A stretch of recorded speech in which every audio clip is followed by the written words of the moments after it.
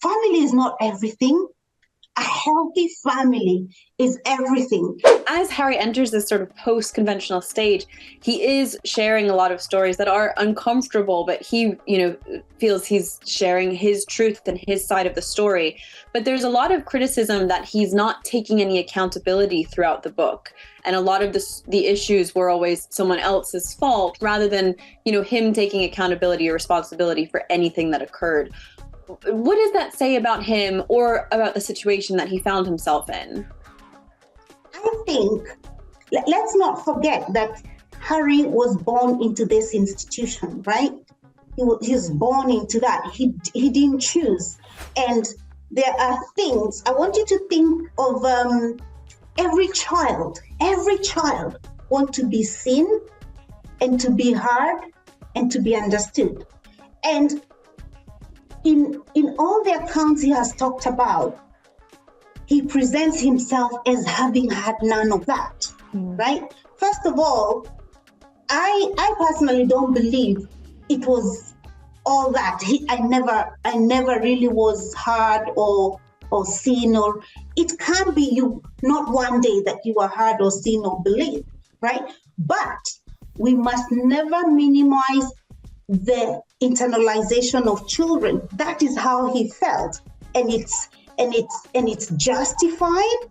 We cannot minimize it, and we just have to validate it as such, right?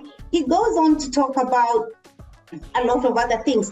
I believe where Harry should take responsibility is, like many people who have been wounded, is, yes, this happened to me. This happened to me. These people did this to me, right? They operated at the level of awareness that they knew. However, I, now as a grown-up, I'm responsible for my healing. I'm responsible for my processing whatever happened. And also, I dare put this one out there, and I'm sure this is not a religious setting, but I'm gonna say there is something we call forgiveness, right? Where sometimes you let go. Why? Because this person didn't know any better.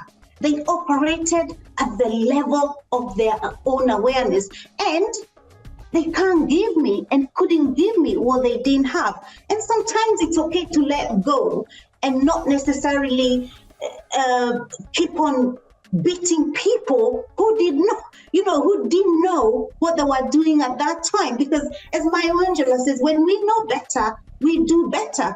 But they didn't know better. So how can you give someone something you haven't got? You can't. So I think in that way, there is that he needs to take responsibility of his own healing. He needs also to take responsibility of some of the processing he should have done, because at the end of the day, we are all responsible for our own growth, for our own healing, and also for some of our skewed thinking. Could it be that I saw it differently, right?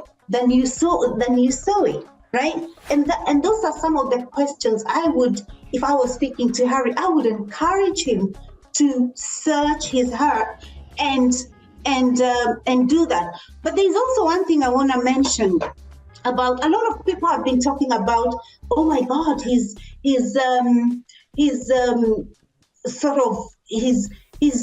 stained his family's name, right? There's one of the things. Again, let's come back to conformity. A lot of us, you ask many people, and I speak with a lot of parents of teenagers, I speak with a lot of teenagers, and they'll straight up tell you, family is everything, right? However, that's not 100% correct. Family is not everything. A healthy family is everything. And let's go back to, remember when I talked about the post-conventional level, right? It's very hard for us to, because that's what we've always believed.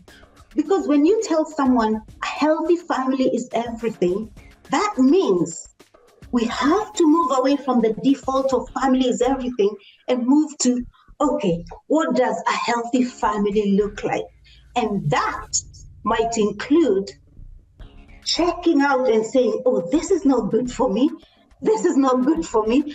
I have to leave some people behind. I have to, and it's uncomfortable. Again, we come back to this discomfort, and it's not easy. It's not easy on anyone. In no way am I saying moving to that level where you don't live under anyone's expectations. It's not an easy spot to go to. But if I was speaking to Harry, I would encourage him to go by the words of Robert Brault, who says, we become more peaceful people when we learn to accept an apology we never received. Sometimes you let go of things.